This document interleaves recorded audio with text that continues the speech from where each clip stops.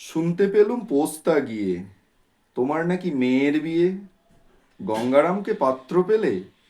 জানতে চাও সে কেমন ছেলে? মন্দ নয়, সে পাত্র ভালো, রং যদিও বেজায় কালো। তার উপরে মুখের গঠন অনেকটা ঠিক প্যাঁচার মতন।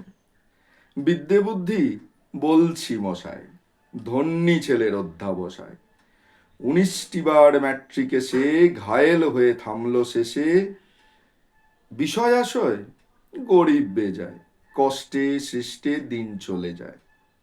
মানুষ তো নয় ভাইগুলো, একটা পাগল একটা গোয়ার আরেকটি সে তৈরি ছেলে। জাল করে নোট গেছেন জেলে। কনিষ্ঠটি তবলা বাজায়, যাত্রা দলে 5 টাকা পায়। গঙ্গারাম তো কেবল ভোগে পিলের জ্বর আর পাণ্ডু রোগে। কিন্তু তারা উচ্চ ঘর, কংসরাজের বংশধর। শ্যামলাহিরি বনগ্রামের কি যেন হয় গঙ্গারামের। যা হোক, এবার পাত্র পেলে, এমন কি আর মন্দ ছেলে।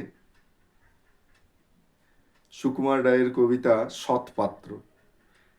খুব মজাদার, খুব মজার।